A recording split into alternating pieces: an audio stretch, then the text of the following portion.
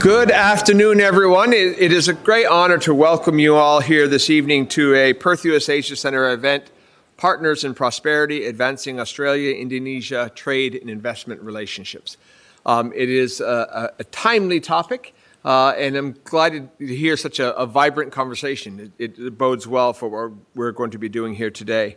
Let me begin by acknowledging the traditional custodians of the land on which we meet, the Whadjuk people of the Noongar Nation, and paying our respect to their elders, past and present. But before we formally kick off proceedings, we're very fortunate to give a welcome to country to us today, Jack Collard, Birdbrook, I think I've got it correctly, who is a proud member of the Noongar Nation. He'll explain a little bit more about his background, but from my perspective, he's also a UWA graduate in political science and international relations. And I heard him speaking Bahasa Indonesia just a few minutes ago. So we're kind of checking all the boxes that we've got here today. But on behalf of the Centre, and we'd like to ask you to join us in welcoming Jack Collard for a formal welcome to country.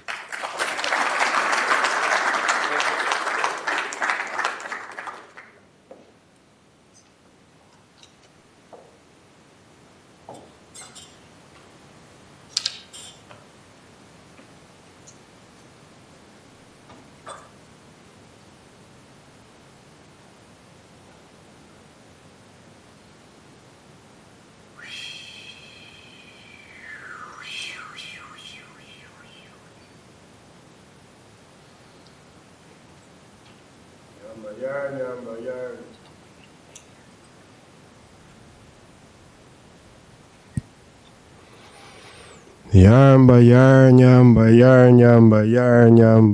ngalakamod babalapa bibering ni jabuja wajah damangka mamangka ayinara nonaka nyering ni jabuja go weird ya We're a weird word calling pokaja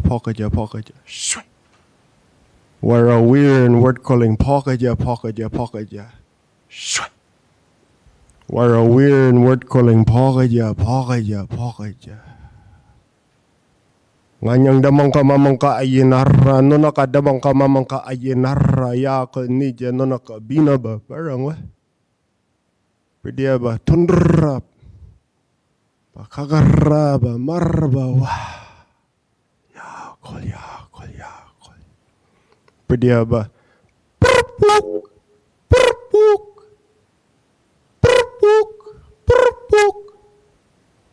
Perdiaba balaruk Perdiaba boja nija boja Winyiba chuart ngarda nonaka jana nija boja bajana nyenya nija yi Berdiaba derak berdia wagal kada balon kamia kada janamba nyering nija pokaja Indonesia pokaja England pokaja balapa berdi nija yi barang ngalak karja ngalak walber ngalak Vidya banga gonok ba Carla nija Carla narra na bagam narra nija yi Vidya ba yera wal ba yera nga boya ba ngada merna nga karja merna nga yakol Bapak ibu yang terhormat pada sore ini di tanah ini tanah istimewa khususnya istimewa bagi saya sebagai orang pribumi di sini, sebagai nyunga, yaitu namanya adat saya, adat di sini, tanah ini yang Anda duduk di sini. Selamat datang dalam bahasa pribumi ini, bahasa nyunga. Banyak jalanan ini, banyak jalan nenek moyang Anda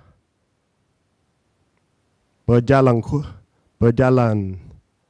pada taman yang Zulu, pada saat yang ini kita duduk di sini. Kita berpikir tentang apa pada masa depan, apa kalian, anak-anak kita, apa sungai, apa pohon, apa masyarakat mereka bersama.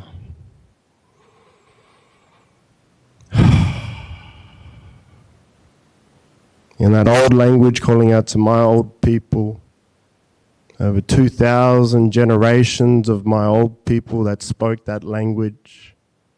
And the people that spoke that language, the way that they spoke it, the way that they walked, their path is very different to the path that I've walked. It's a very different path that you've walked. And there are many paths that have led us here today. Many of our ancestors that made many different decisions. And the accumulation has led us in this situation, in this moment in time. And so in that old language, I call out to all of your damanka, mamanka, ayinara, your grandmothers, grandmothers, your grandfathers, grandfathers, all of your ancestors to pay attention as we sit on this special country that is especially special to me. As the custodian of this place, it's my responsibility to all the visitors, whether you come from England, whether you come from Jakarta, whether you come from the United States, whoever is here, it's my responsibility to make sure that you travel safely, because when we talk in that old language, there are many of those ancestors that come, and those are ancestors that walked a path that was very, very balanced. And within that balance, there was a cultivation of respect. And within that cultivation of respect, in this little slice of the world, we were able to cultivate respect with all of our neighbours. 500 different languages in Australia.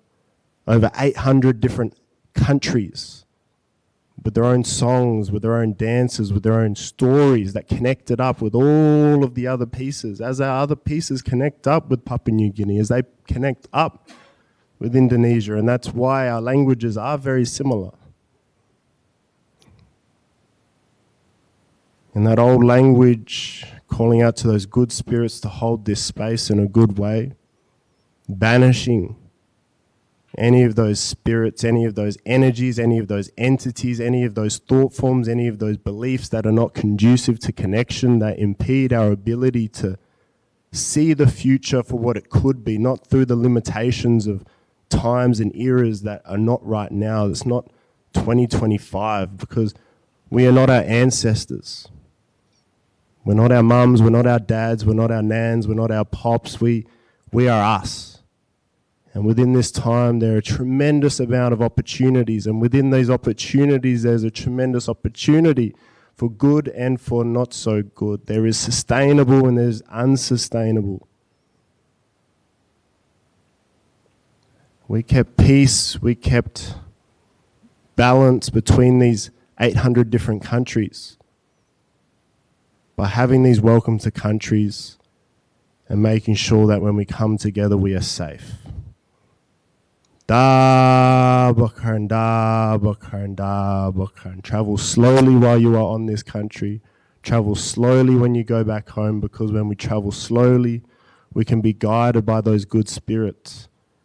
Be at the right place at the right time, have the right conversation with the right person to prepare us for whatever we're supposed to experience and the role we're supposed to play within that future that is sustainable, within that future where there is respect, within that future where we can have hope.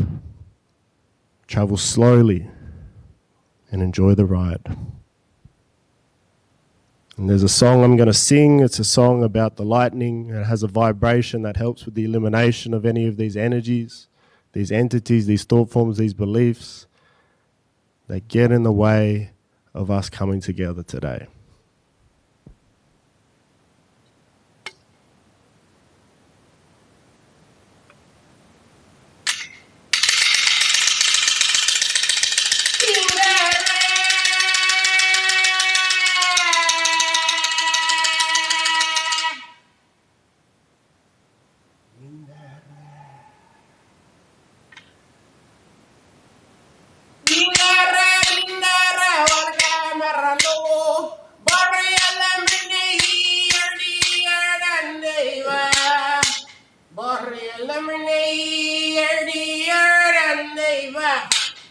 Bindara, bindara, walaga maralo.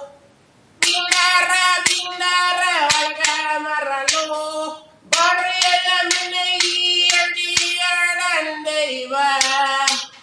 Borriela mine dear and neighbor. Bindara, bindara, walaga maralo.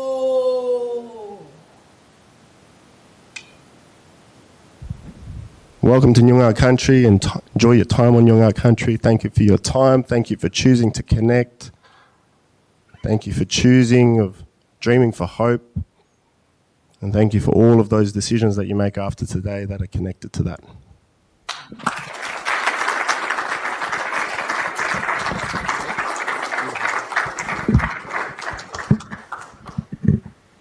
Well, thank you, Jack. In 12 years here and in many, many similar welcome to countries at the University of Western Australia, I think it's the first time I've heard Bahasa Indonesia incorporated into it.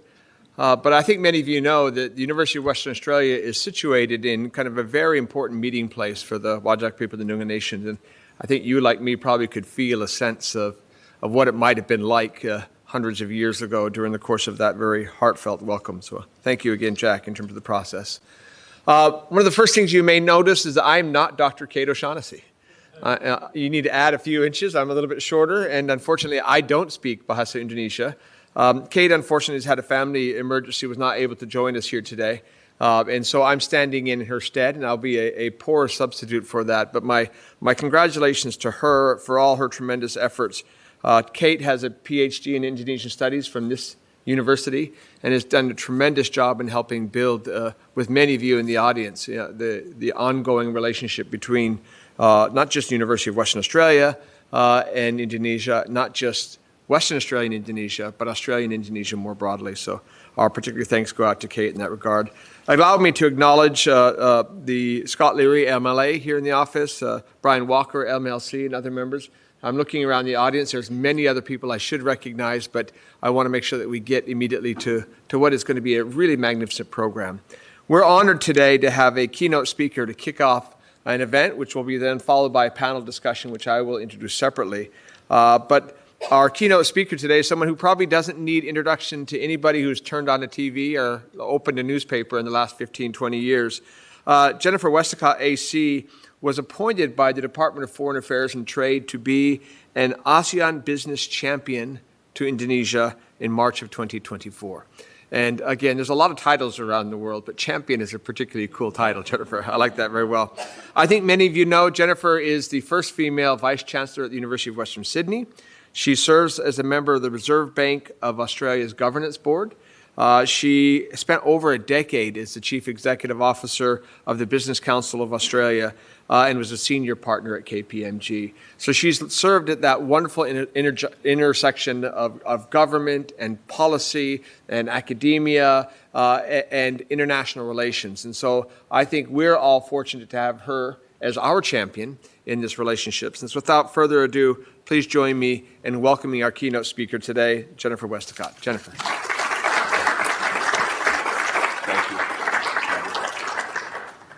Well, thank you very much. It's my great pleasure to be here this afternoon in my capacity as the Australian Government's Business Champion for Indonesia. I'm going to set the scene for our panel discussion and begin by saying that in my 2 years in this role now, there's never been a more important time for ambitious and innovative companies to consider expansion into Indonesia. This is the message I've been giving on the East Coast. It's the message I've been giving around the world. And I really feel it's even more relevant to Western Australia. From Perth, of course, you're very familiar with the region, and not just because Bali is as convenient a weekend away as is the Margaret River, but the West Australian ties to Indonesia are significant. The state is, as you know, a leading supplier of wheat, cattle, iron ore, now lithium concentrate into Indonesia, as well as a nearby provider of education. WA has had in-country representation in Indonesia for nearly 3 decades and has a sister state relationship with East Java. In 2025, just because we're on a university, there were 1,700 Indonesians studying in Western Australia on a student visa. Now, while the trade relationship between Australia and Indonesia is booming, the investment opportunities that Indonesia offers should not be forgotten. Indonesia's current growth and future potential is immense, and that's a kind of key message I want to give you this afternoon. Some of you are aware of this, but Indonesia is forecast to be the fourth largest economy in the world by the middle of the century. And interestingly, recently the IMF upgraded its growth forecast for Indonesia. Currently growing at around 5%, but the ambition for the president is to grow at 8%. And you have to contrast that to our meagre 1% economic growth in Australia, which I know Sam and I have spent many years talking about. By 2040, 63 million households will enter the consumer class, and they will have incredible purchasing power for education, food, and some of those fast-moving consumables. There's also been a massive increase in the number of internet users. So in 2023, 220 million internet users, one of the highest take-ups of mobile phone use in the world.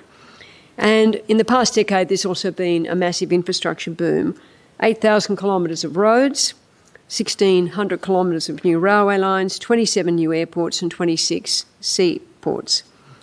The other crucial thing, I think, just to put in context, is that Indonesia has been able to oversee very sharp recoveries from the 1998 global financial crisis, the 2004 Boxing Day tsunami, the COVID-19 pandemic, and the country has shown this resolve and capacity to evolve as a modern nation as it goes through each of these crises, and continuing to grow that large consumer class. The current leadership, and we've seen a very stable transition, is very committed to that strong, sustainable economic growth, and they are very open to foreign investment. And this is seen by the Indonesians being the first Southeast Asian country to seek admission to the OECD, and these reforms will bring very strict requirements to provide much-needed certainty and stability for foreign investors wanting to engage in Indonesia's economy. Indonesia is also pursuing membership of the Comprehensive and Progressive Agreement for Trans-Pacific Partnership, known as the CPTPP. I don't know why you guys always come up with names like this, but, you know, they do. And crucially, Australia is supporting those two admissions to the OECD and to the CPTPP. And for countries like Australia and Indonesia, strength is going to be found in removing barriers, increasing diversification, and ultimately raising the productive capacity of our two economies through reform. So first thing is we're pushing on a growing economy with lots of opportunities and a very open door. And this, of course, exists right on WA's doorstep.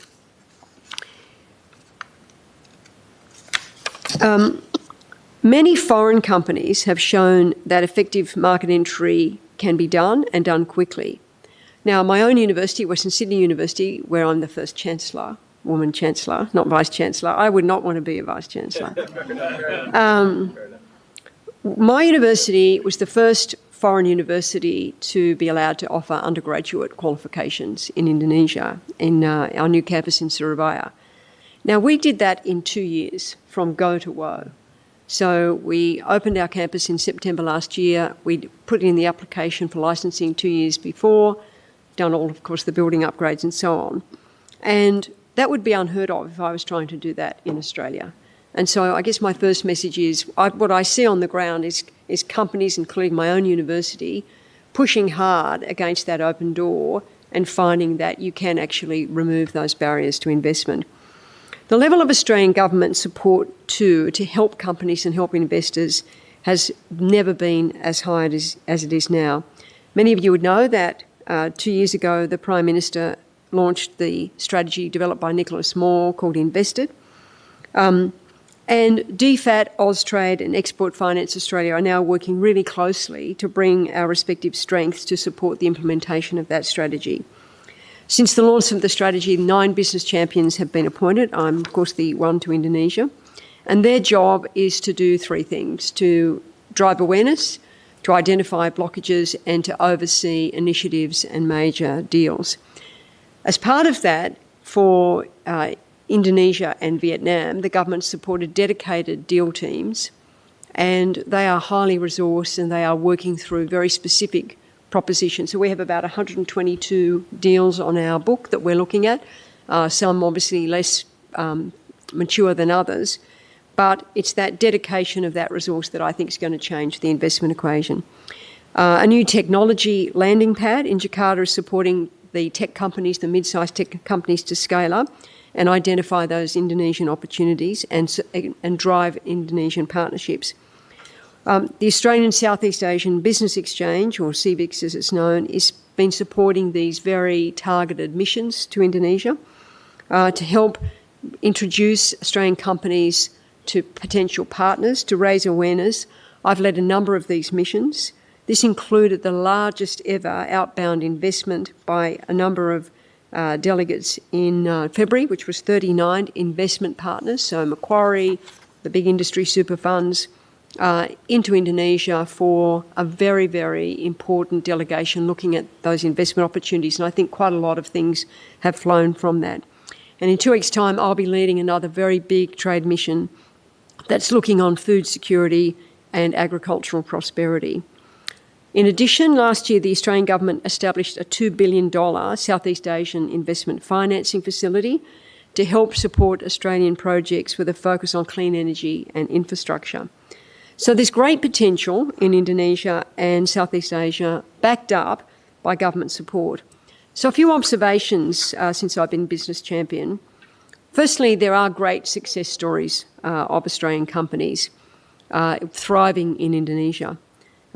We are well placed to meet Indonesia's growth story across a range of sectors.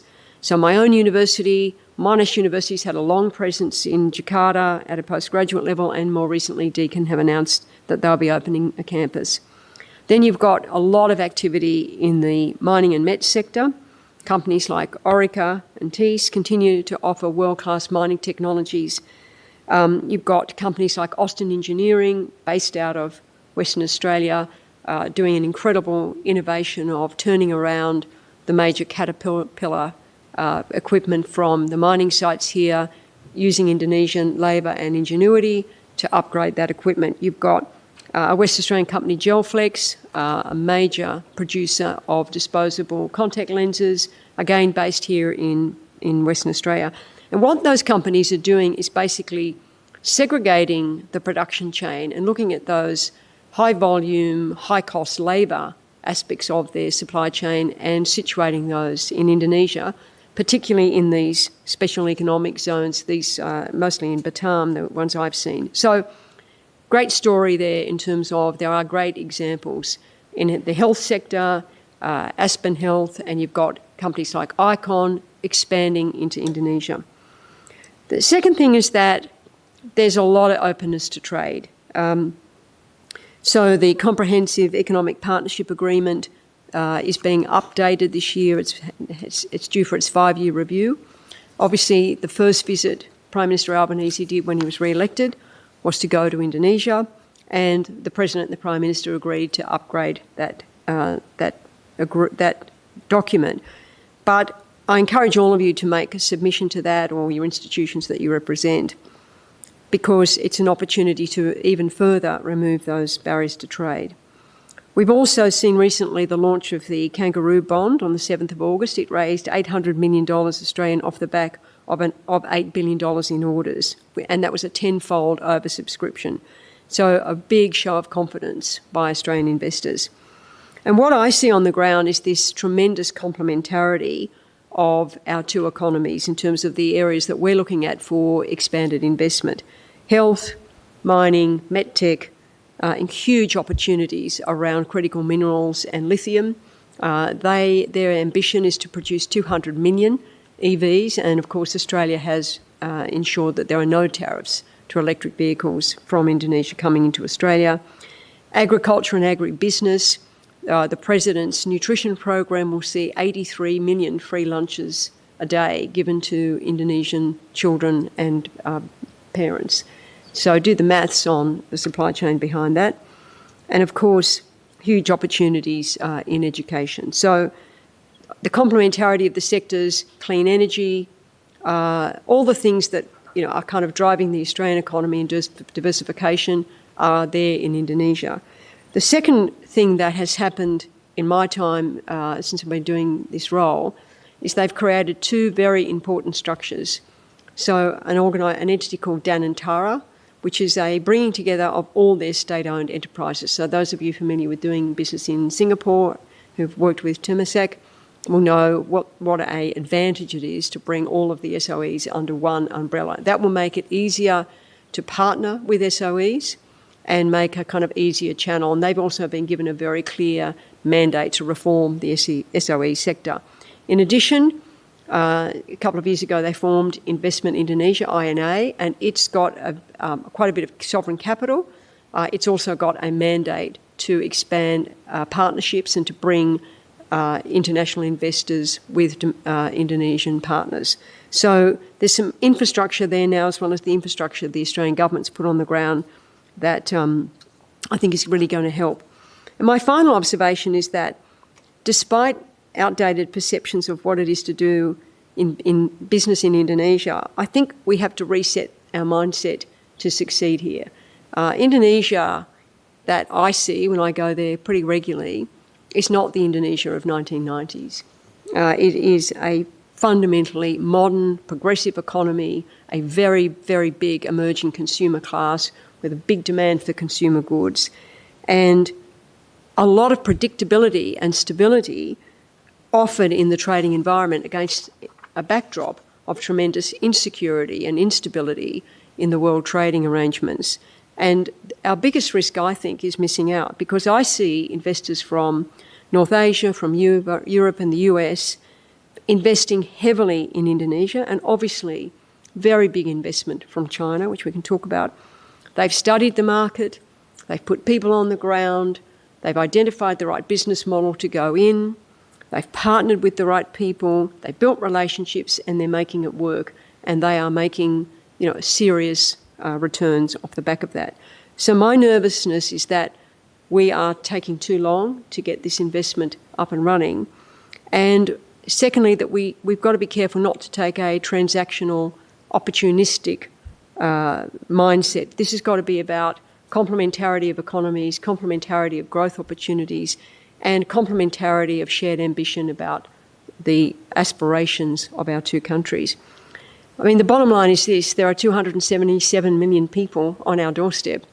And we want this to be a strong relationship, a strong trading relationship, a strong cultural relationship. The best way of doing that, of course, is obviously through the terrific work that the DFAT team on the ground do and the governments do through their development program. But that's really superficial. The real strengthening of this relationship is business to business, partner to partner, people to people, institution to institution. And if we don't do that, we miss out on economic opportunities that are huge and growing, but we also, I think, leave ourselves strategically vulnerable. I'll stop there. Look forward to the discussion.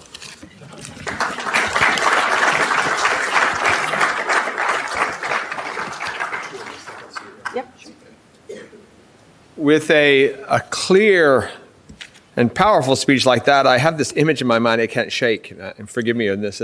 We've got all these ASEAN business champions, but we just need them on a single stage with the queens. We are the champions in the background. So we've got Freddie Mercury, and they're coming out. And if they're all equally as strong as Jennifer is, I think that the effort is certainly worthwhile. We're now going to move into a panel discussion based on this conversation. We're very fortunate to have with us Bryce Green, who's the Investment and Trade Commissioner for ASEAN, Indonesia and the Philippines, for Invest and Trade WA. And I should acknowledge that Invest and Trade WA is one of our partners today, as well as CCI WA, the Chamber of Commerce and Industry WA. And we're going to hear from Michael Carter in a little bit. So Bryce, we'll get you to take the second chair there. But we're also happy to have with us, straight from Jakarta itself, Jonathan Gilbert, Minister Counselor for Economic, Infrastructure and Investment Portfolio at the Australian Embassy in Jakarta. So Jonathan, join us as well. And I think Those of you who haven't already, go ahead and make sure you turn on your little microphones. You have a separate switch on the top of the microphone there. I'm going to start off by asking you, Bryce, first, and then you, Jonathan, to kind of follow up with reactions. Because, again, I was going through taking quite a few notes when Jennifer was speaking. Not much I could disagree with. But my presumption is there's slightly different perspectives, looking at it from a WA perspective and looking at it from a federal Austrade perspective out of Jakarta in particular. But I'm just going to ask you what jumped out at you. What got your attention? What did you want to particularly highlight or emphasize in what you heard in Jennifer's remarks? Bryce, we'll start with you. Thanks, Gordon. Look, I think what stood out for me the most, and I think we've discussed it a little bit today, is how we think about the opportunity with respect to Indonesia from a trade perspective, from an investment perspective, that it's not a transactional approach, that it's an approach built on complementarity, it's built on partnership, it's built on patience, we've talked a lot about, and it's thinking about the business model that works in Indonesia. I think it's not a kind of sell into market. I think Jennifer articulated some examples of companies who've kind of thought about how the supply chain works and how that kind of can complement what they're trying to achieve and work together in Indonesia with their partners to do that. And cited examples of Gelflex, a great West Australian company, Austin. I saw Greg here from Steel Blue as well, up the back. So companies that have approached it the right way are great examples of how to go about doing business, but thinking about it differently, not taking a product to sell into market, but actually understanding what works there and how it can work for you, but also for Indonesia. Thank you, Bryce. Jonathan. I'd really echo Jennifer's earlier comments, just the size of the opportunity and future potential. So I've been in Jakarta for about 18 months now, and just to see the dynamism of that economy. But that economy now valued about $1.5 trillion. If you look at that economy, and if you put it's bigger than the combined economies of Malaysia, Philippines and Vietnam combined, and I think that really kind of speaks for itself. 280 million, Jennifer touched on, young population, resource rich, an economy that's diversifying. It's really interesting to see in Jakarta and across Indonesia just how dynamic sectors such as like digital or health are really kind of emerging through. And then the other thing I'd reflect on, and this has really played out maybe in the last 6 months or so, is just watching Indonesia's response to what is a pretty tumultuous kind of global trading environment at the moment. And Indonesia's response, interestingly, previously at times it has been quite protectionist. It's gone the other way. Over in the last few months, we've seen Indonesia sign an FTA with the EU. We've seen Indonesia sign an FTA with Canada. Jennifer mentioned OECD, as well as CPTPP. So we see in Indonesia that is actually, in the context of global trade uncertainty, really leaning in to the global and regional trading environment. And also, I think this is really important, looking at Australia and the complementarities between our two countries and looking for opportunities. And we're starting to see a lot of the Indonesian conglomerates wanting to invest in Australia. And I think that's a really interesting development, particularly in the kind of mining and mets area. Thanks. Well, thank you, Priest. Jennifer, I can come back to you. You mentioned in your remarks Sir Nick Moore and the Southeast Asia Economic Strategy 2040, which kind of laid out the opportunities that we're talking about here today. Would you just kind of give us a status report? How do you think that's traveling, and particularly vis-a-vis Indonesia? Is it making the progress it should? All of a sudden it's 2025 and the end of 2025 at that. Yeah. So. Actually, it was quite interesting. The government put out a kind of report on the strategy last year, which was pretty helpful. Look, I think we've seen a couple of things happen. First of all, people taking a much closer look at Indonesia. Those trade missions get bigger and bigger and bigger. But more importantly, what I look at is the kind of, not just the seniority of the people, the spending capacity of the companies who are coming. So when we did that trade mission in February, which was the investor mission, seeing the big super funds, seeing, Macquarie, seeing some of the big banks there, sending some of their quite senior people, and we know that they've followed up some opportunities. And we know whenever I meet with the Indonesian Investment Authority, they've got another Australian project that's underway. And as part of Nicholas Moore's report, the Australian government, the embassy signed an MOU with INA so that they would work more collaboratively to kind of channel that Australian investment in. We've got the value of Australian merchandise exports up. We've got imports into Australia up. The numbers aren't where they need to be. They're certainly not in the league of China and other countries. But you have got big increases in cattle. You've got obviously continuing very substantial increases in tourism. You've got more and more universities. I think, Jonathan, we had an education mission. As a result of that, we've now got a lot of universities looking at, should we set up campuses in Indonesia? So I think there's momentum. There's been about a 30% increase in investment, but it's not where we need it to be. And it's those perceptions of degree of difficulty. There are companies who've not done well in Indonesia during the late 80s. And I think people have still got those battle scars from those experiences. But also, for many companies, at the moment, they don't have to think about where the next growth is going to come from. I mean, growth is kind of coming pretty easily for many of Australia's large corporations. I sit on the board of one of them. And, it's kind of, if you've got a lot of things to do, kind of like divesting off into Indonesia with that perception of high levels of risk and complexity is something we have to overcome. And, Sam will know this better than anyone. I mean, try and get something permitted here under the planning system for a major project inside of 5 years. And yet, we say Indonesia's super hard to do business with. Well, we're super hard to do business with. And, I see momentum, but not enough, to be honest. So your final comment really helps frame a question that's been forming in my mind. And it goes back to your call for us and your remarks to kind of reset our expectations.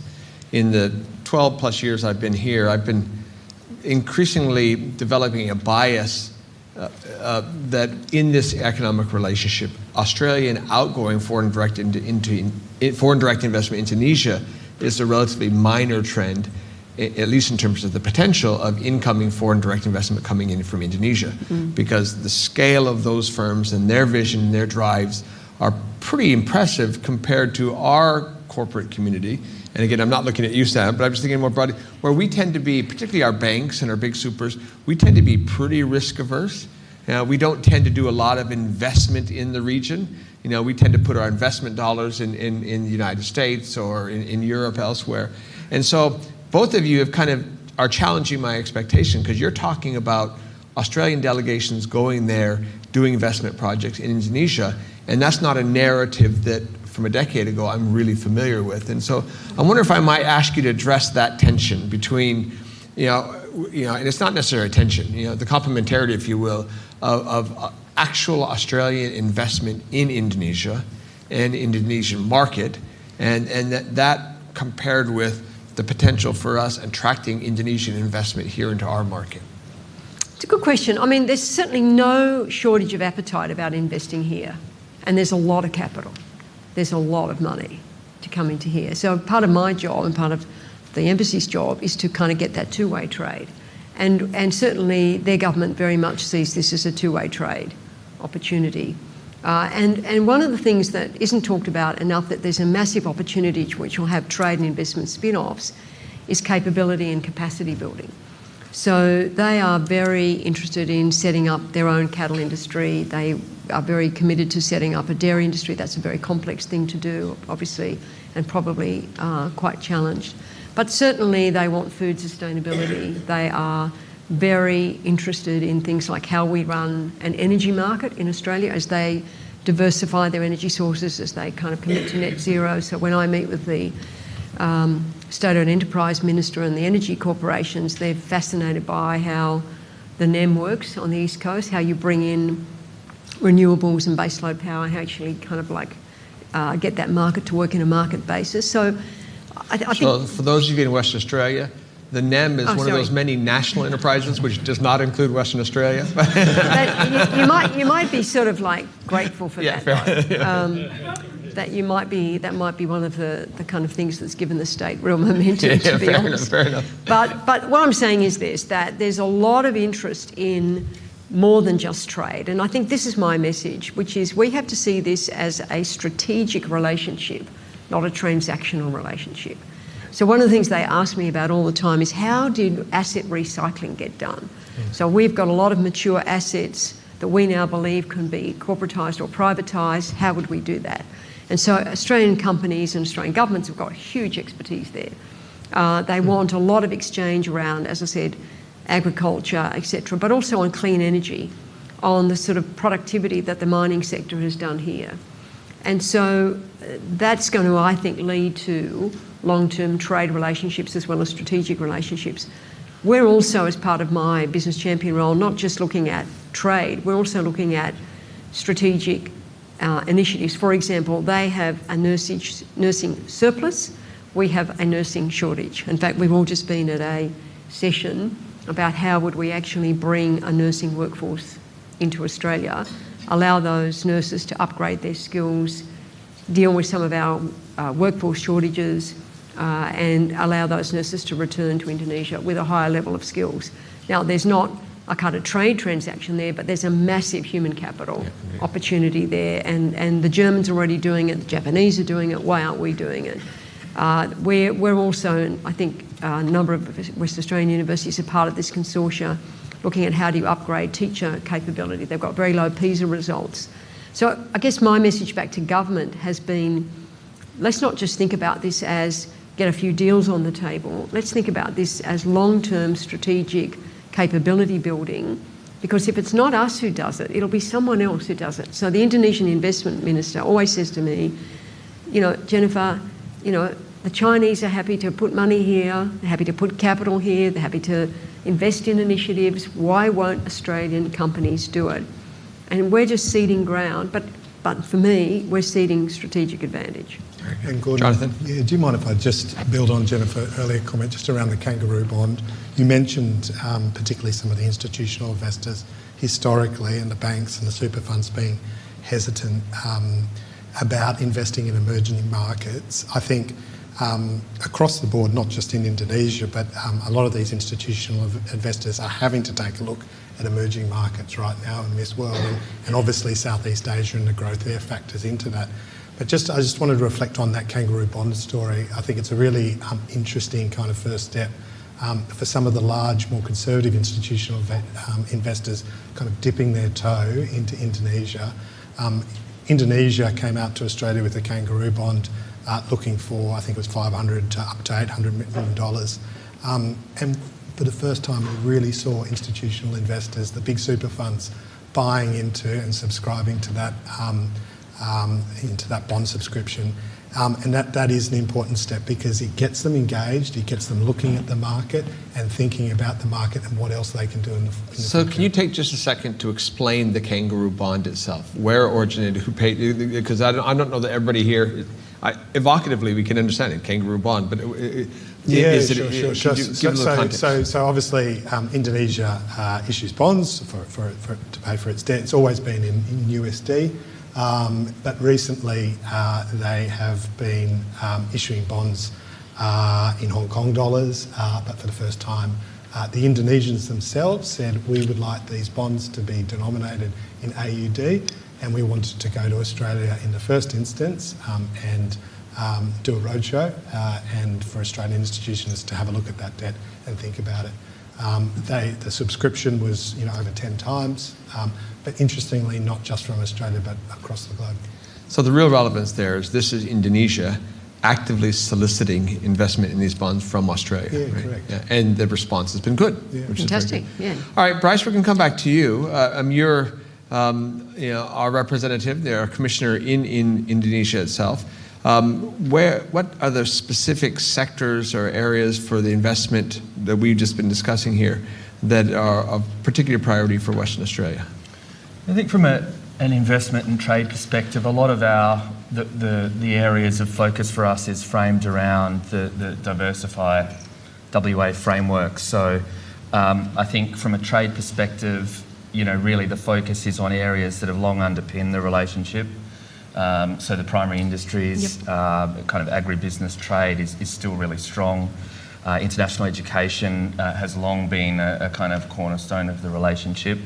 And we're seeing certainly kind of really strong growth there post-COVID as well, with the Indonesian students coming on shore back here in WA, and certainly risen up the ranks behind Sydney and Melbourne again as kind of the preferred destination for the Indonesian students on shore.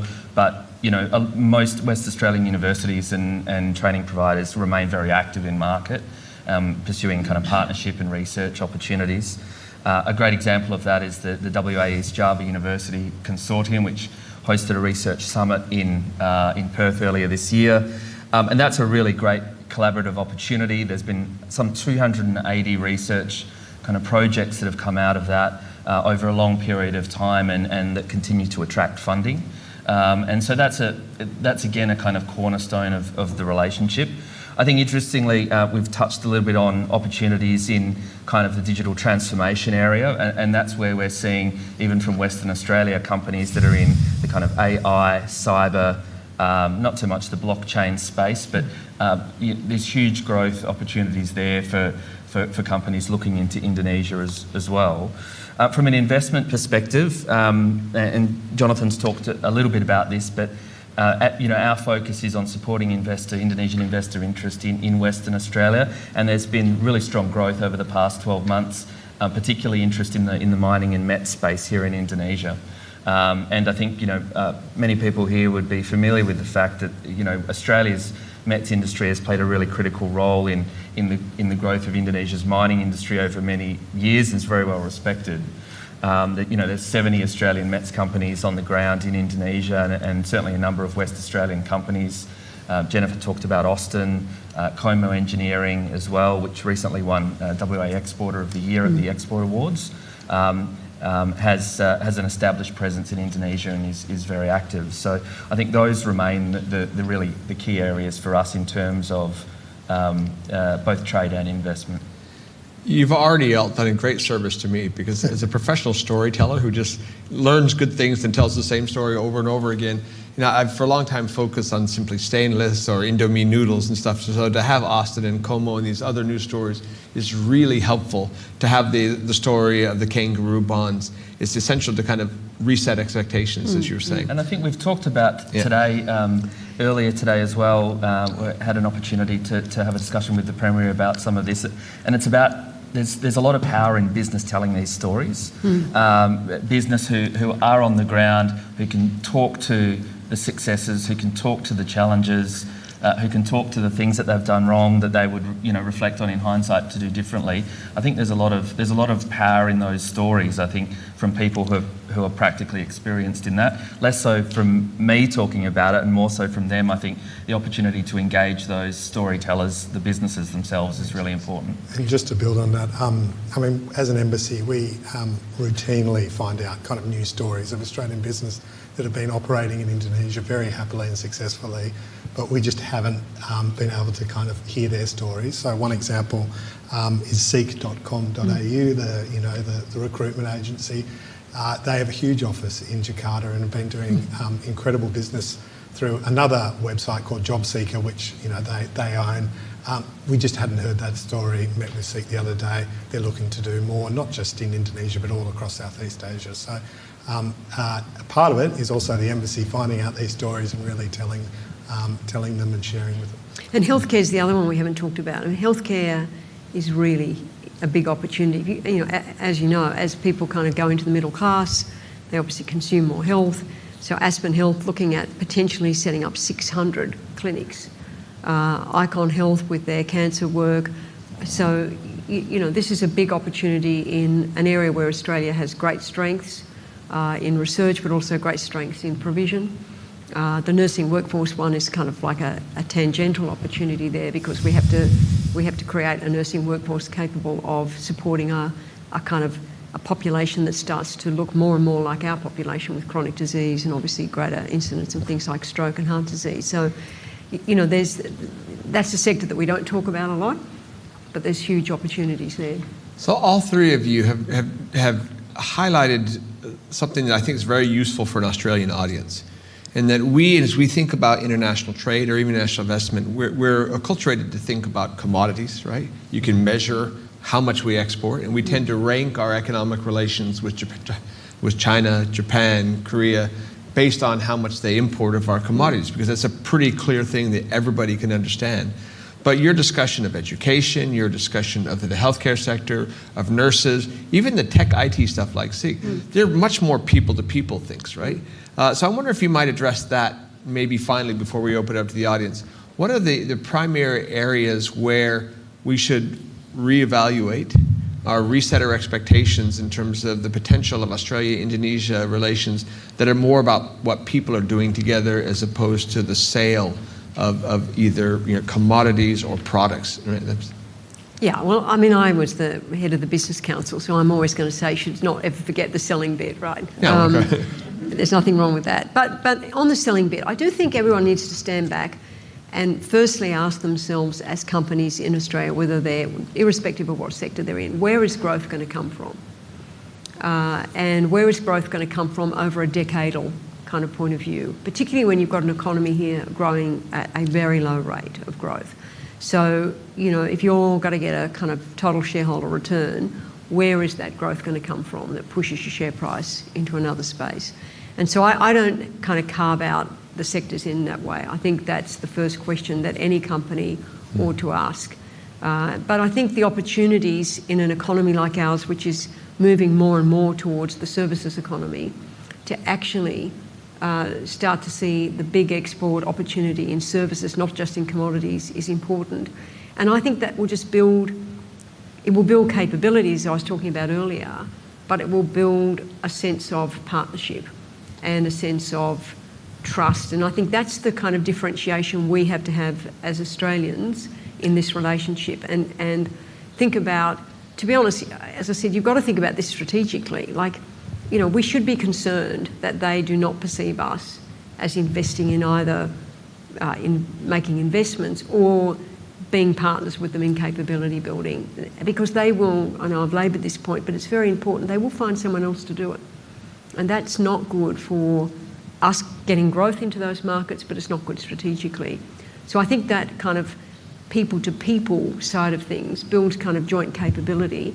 And also, this is kind of like a really important point, they are way ahead of us on so many things. Like, we tend to, you know, we've got to make sure we don't have this colonial mindset about Indonesia. They are way ahead. Like, they've got an electronic health record, which they developed during COVID, which we cannot get past the first base, and they've done it. And they've got the kind of foundations for the kind of thing we've all kind of dreamed about with an electronic health record. So I think that brings capability building, but it's not just one way.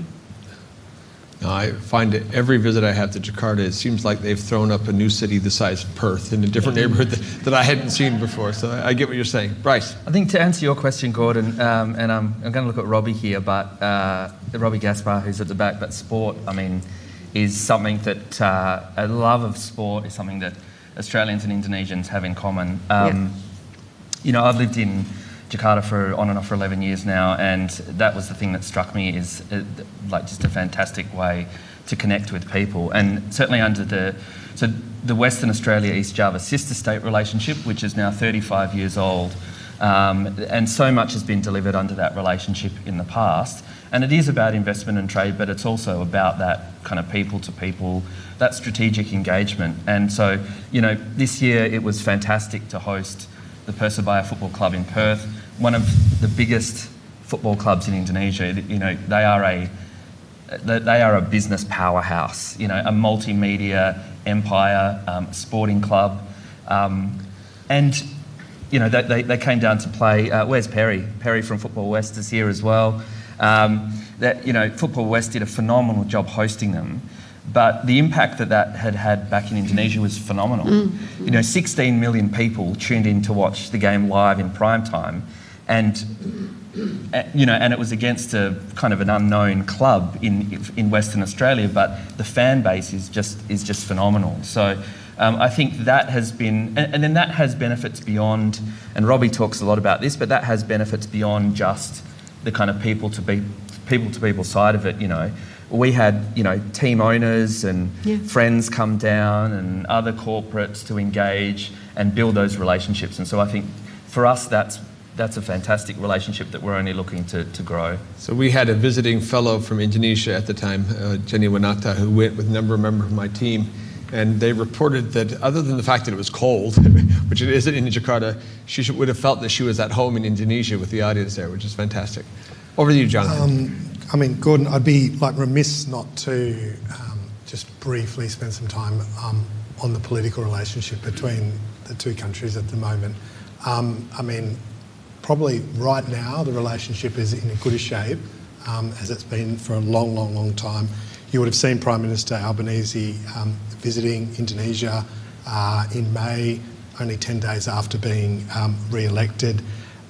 Business and interestingly, that people-to-people linkages that we were talking about were kind of key focuses of the discussion. In the last 3 months, the embassy had 8 Australian ministers visited Indonesia. We've had, those have been reciprocated by the Indonesian side, including the Defence Minister and Indonesian Foreign Minister Sugiono. We're hopeful President Prabowo will be coming to Australia later this year or early next year. So the overall kind of bilateral relationship sitting on top of all of this economic engagement and people-to-people links is in really good shape, and is about as good a shape as it's been for a long time. Look, I have a long list of questions, IA-CEPA, next stages, all the things like that, but we promised the audience that we're going to get to you. We've got 2 roving microphones, so just feel free to quickly just identify yourself and I'd like to give you the opportunity to ask a question of the panel, with the warning that if you don't, I've got many. So this young woman over there. There we go, this one right there.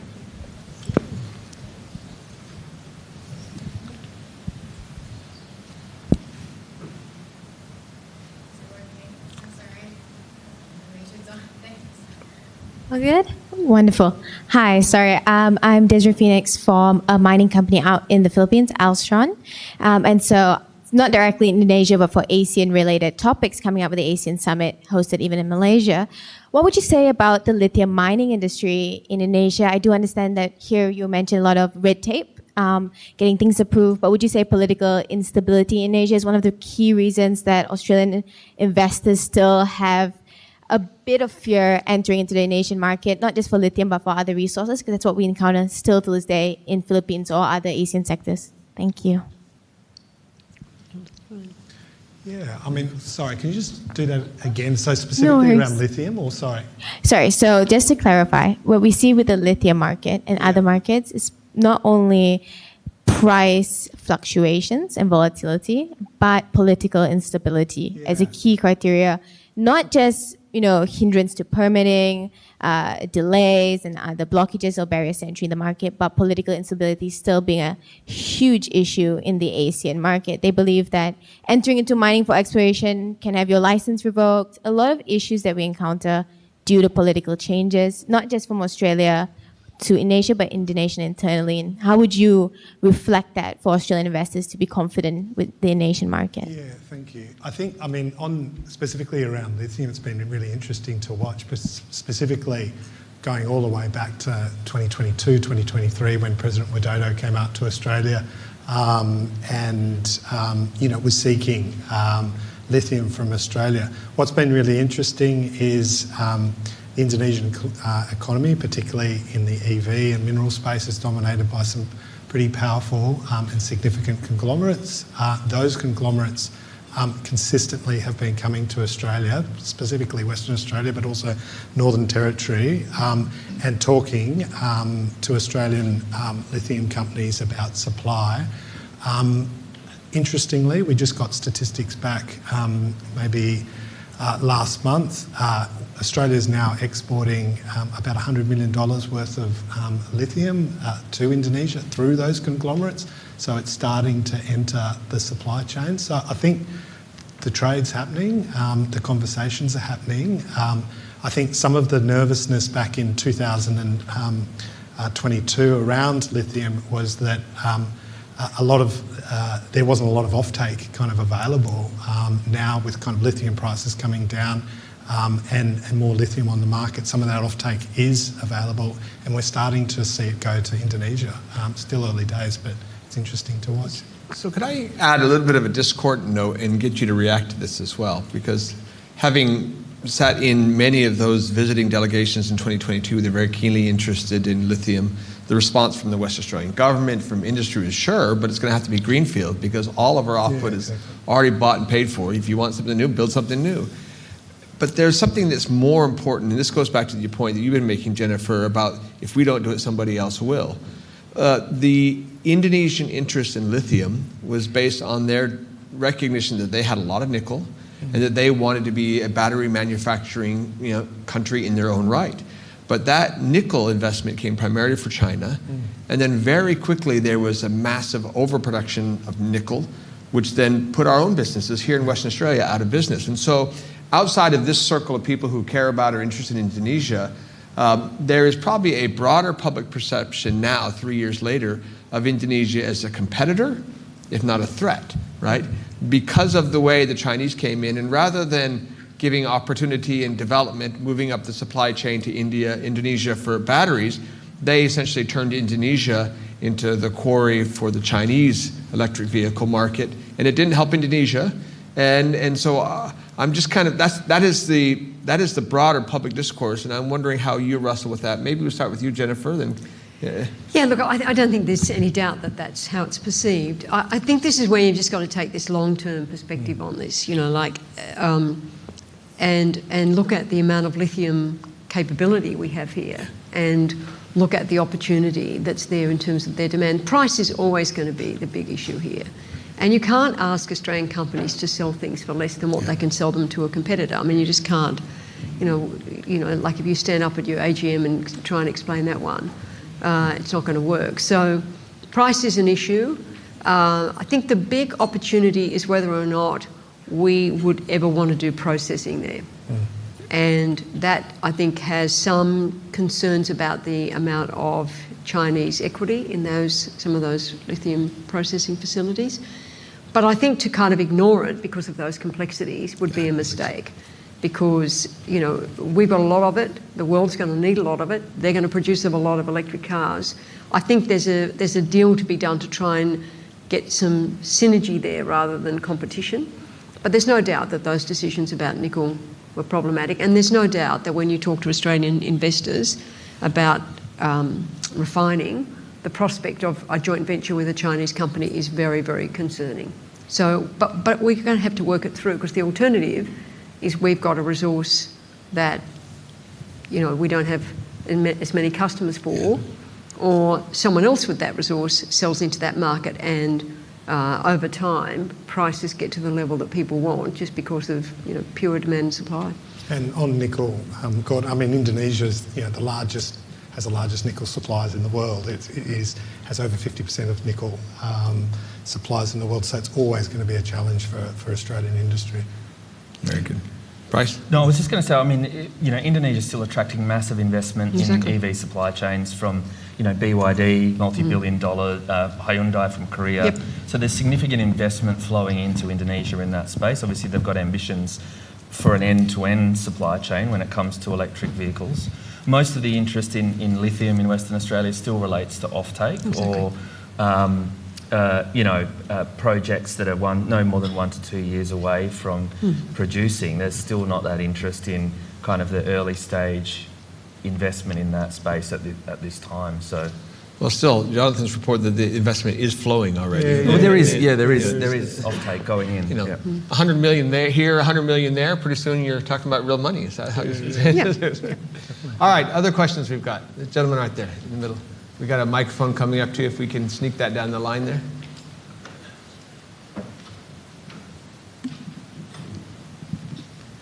Thank you very much. Stockley Davis from Alto Capital. I'm a fund manager of mining projects, also quite experienced in Indonesia. I did the King's Rose mining in Sumatra some years back. The last 6 months I've been back to Indonesia looking at gold projects, and I brought a number of them back to present to junior resource companies, of which we have a lot of very entrepreneurial, risk-taking groups. Despite a gold boom, none of the 5 companies, or 2 of which were already in production, were willing to look at investing into Indonesia. We provided that the King's Rose Mining's major funder and partner, Indonesian partner, was also going to be involved, so we could actually bring a great partner in as well, which seemed to be a prerequisite for anyone to invest in mining in there. But the perception is that it's just a no-go zone for junior resource, except for the nickel industries and Far East Gold, which are both China-backed. So I just put that to you. We have a great industry here, right on the doorstep. They've got, it's a jewellery box, everyone knows it. But to actually take the risk to go up there is becoming more and more difficult. So I just put that to you. Have you seen any change in that view, or? Maybe not necessarily change, but an opportunity. So we know some of the big private Indonesian conglomerates, the likes of Cinemas, Mine ID. They are increasingly investing in copper and gold assets here in Australia. Yes, it's coming this way. It's coming this way, but I guess they also have significant operations all across Indonesia. And I think the opportunity there is potentially connecting junior Australian miners with the likes of Cinemas or Salem Group, who potentially will be able to assist them. Well, I'd like to talk to you about that because that's my area. Thank you. I've been going up there for 25 years. Yeah. And we've had some successes before, and I'd like to do it again. So. There's another group called Astra Group who's looking to kind of open an office here in Perth, ironically, who is also investing in Australian assets. So I do think that Indonesian outward investment into Australia by these large conglomerates offers opportunities back to Indonesia. Right. Great way to look at it. And just to add one little thing, I brought the national Indonesian judo team here in the last month. So just, you probably don't know. I did see that. No, the I did national see team that. has been There's here been a lot of training activity. with GWA in the last years. Fantastic. Thank you, and appreciate that. Yes, sir. Right there, behind you there. There you go. Yeah, good afternoon. Greg Johnson's my name. Bryce knows I'm from Steel Blue, which we manufacture footwear in Indonesia and have been doing so for about 30 years. A couple of practical things. I come from the SME background, and it's great to hear the macro stuff and the government stuff, but on the grounds where things happen in the SME area. And I'd like to see the strategic approach focusing more on SMEs as well as the large macro stuff.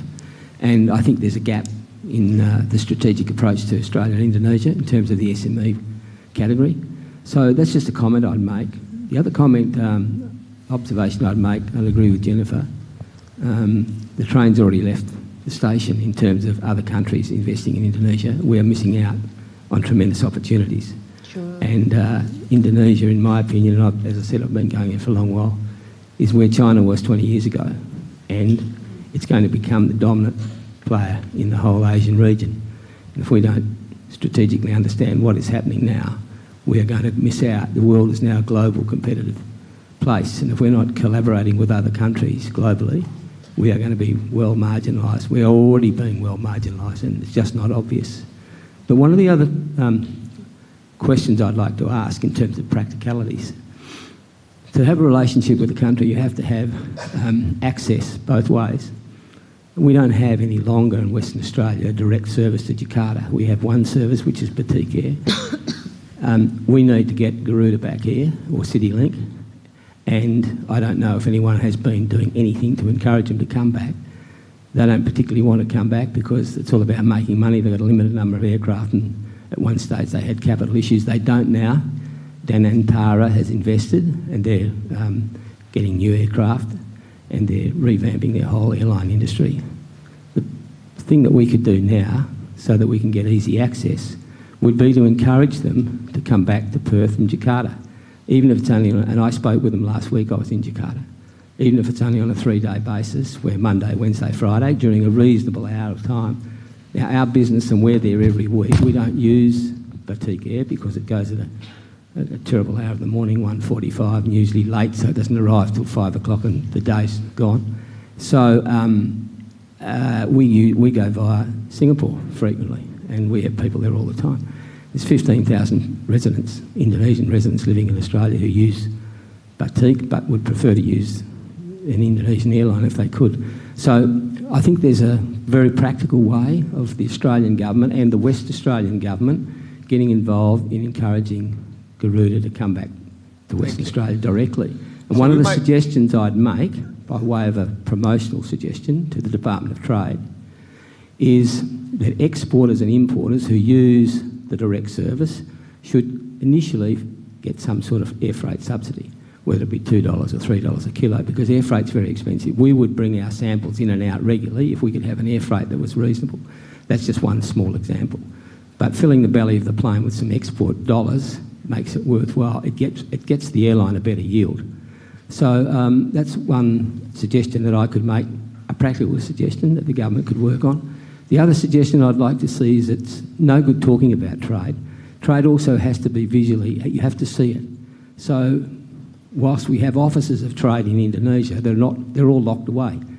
They're not visual. I'd have a shop front in Sudirman, and I'd have a subsidised arrangement between those companies that already exist there, that have a presence there, and those that would like to have a presence there, that they have the trade office on the street where Indonesians can see it, and Australians who go to Jakarta can see where their money's being spent as well.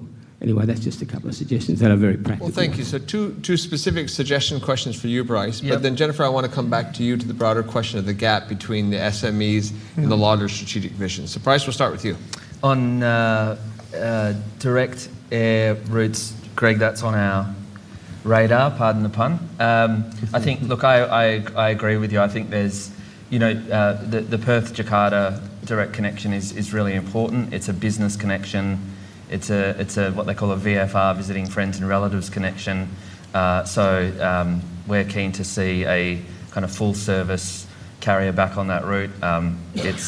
Ultimately it's a decision for the airlines, but something that is kind of, is a priority. The shop front window might take a bit longer to get up, but leave that one with me. Yeah. Thank you, appreciate it. So Jennifer. On the SMEs, it's interesting, the trade missions that I've been on have all mostly been SMEs, apart from the big investor mission, although there were a few SMEs there. But say, if I think about the first digital mission we did, that was pretty much all SMEs. And I think Jennifer Matthews from the Indonesian Business Council, I'm sure it's got another acronym which I've just got wrong, but I can only fit so many in my head at the same time. Your comment to me today is that most of your members are SMEs. So I think your point, though, about a strategic view about the SME sector is something that we need to work on, because I think, and I think part of the challenge is, the major corporations can kind of do some of it themselves, although in my view they could use the embassy a lot more, particularly where they're looking at disaggregating something quite specific rather than a big play.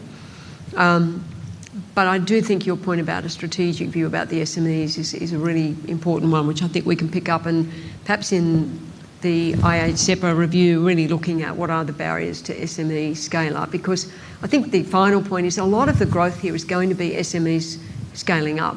It's not going to be major corporations going in with a major play. It's going to be either they segment part of their production chain and go in potentially in partnership with others, or they hive off a particular part of their business and go in, or it'll be an SME who makes an at-risk investment, partners with an Indonesian company, and then scales up. So it's a really good suggestion, I think, to have that strategic view. Yeah. So can I just add to that point? So go ahead. Just to Jennifer's point, I mean, I just recently attended the Mining Indonesia conference, and there was a large Australian pavilion there.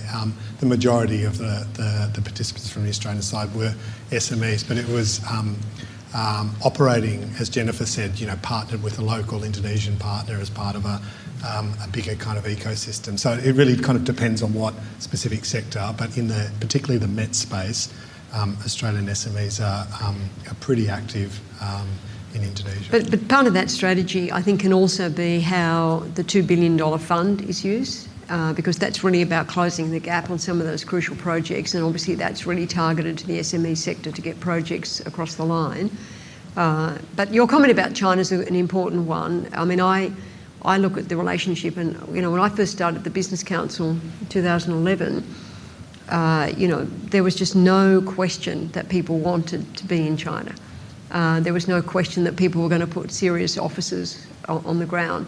But I wouldn't say, Sam might have a view on this, I don't think it was a diversified economic view about China. I think it was a very much, there's a couple of sectors where we can do business with the SOEs, the rest of it's going to be super hard. And I think if you really looked at the kind of makeup of that relationship with China, it's still pretty much, I think you'd agree, wouldn't you, pretty much a couple of sectors. It's not a very diversified trade relationship, because it was easy to do those offtake agreements. It was easy to do the large corporate mining agreements. The SME sector is a complex one. So that's, your point about strategy is a really good one, though.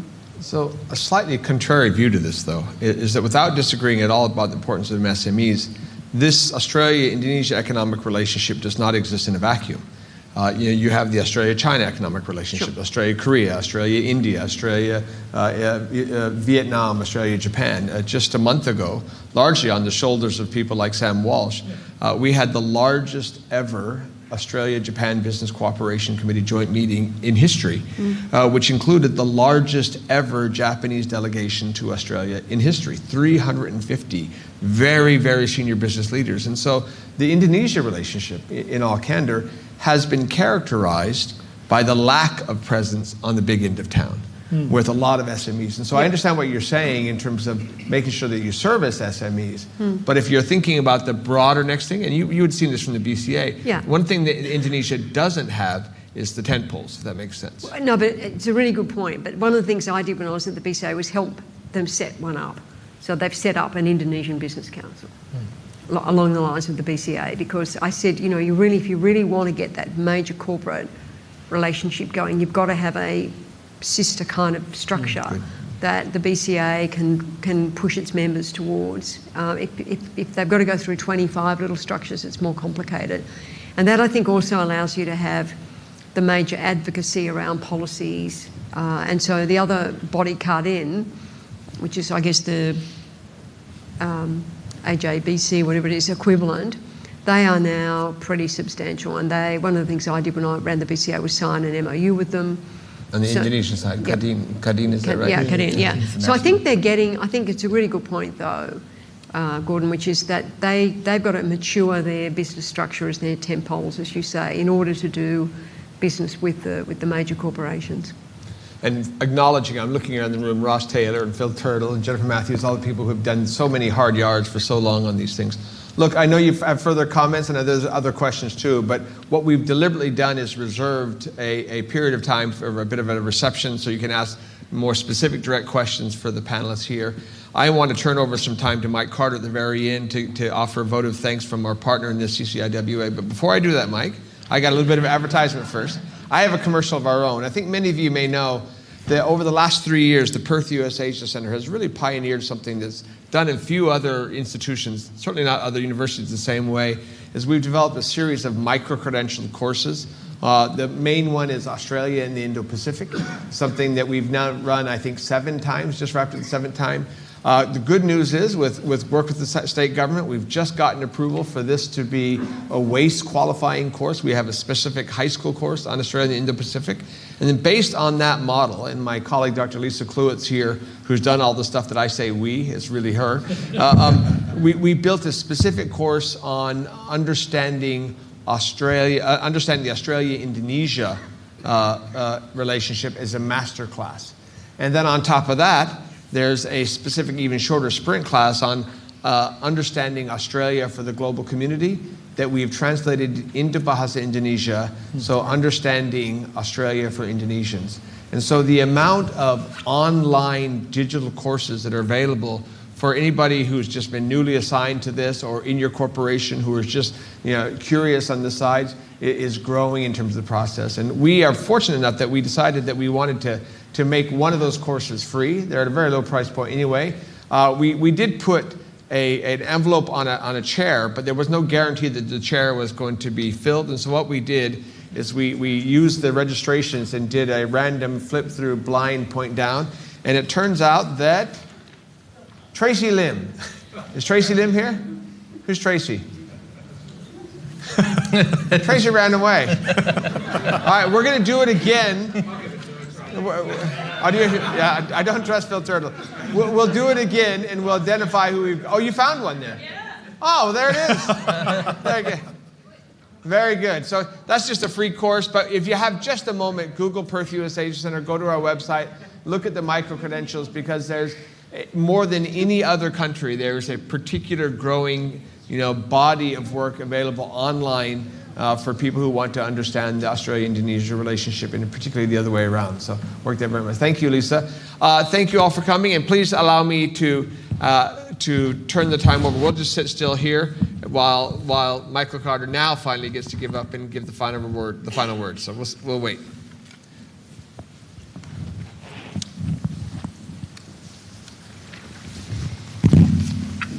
Thanks very much, Gordon. And ladies and gentlemen, I'm sure you'll agree with me that this afternoon has been engaging, has been provocative, and certainly has got us thinking about the way in which we can do more business in Indonesia. And for those of you that have yet to embark on that journey to take your business offshore to Indonesia, it's been insightful in that regard.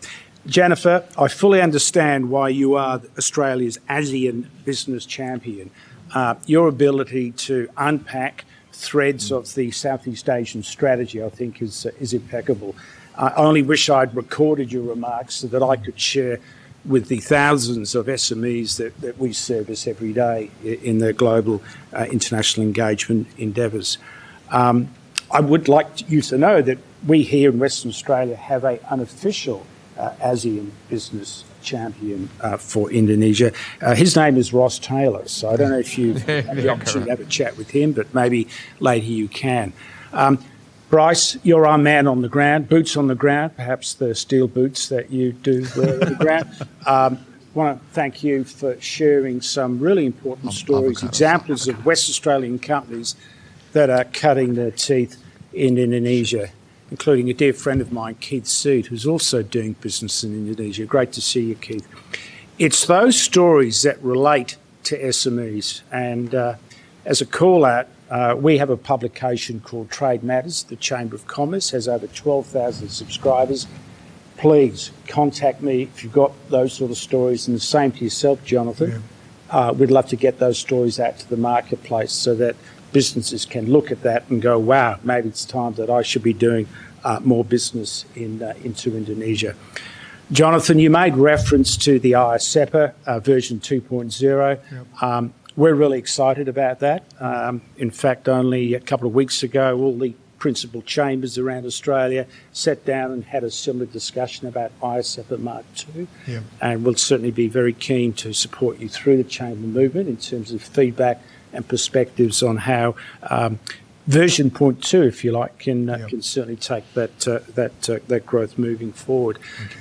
In closing, ladies and gentlemen, the Chamber of Commerce is delighted to support both the Perth USAsia Centre and the Government of Western Australia in having this opportunity to share and exchange ideas and understand how more we can get out of Indonesia.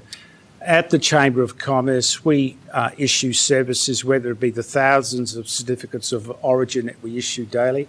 And may I say that the volume of IA-CEPA certificates that we issue is the second largest volume of certificates that we issue after China.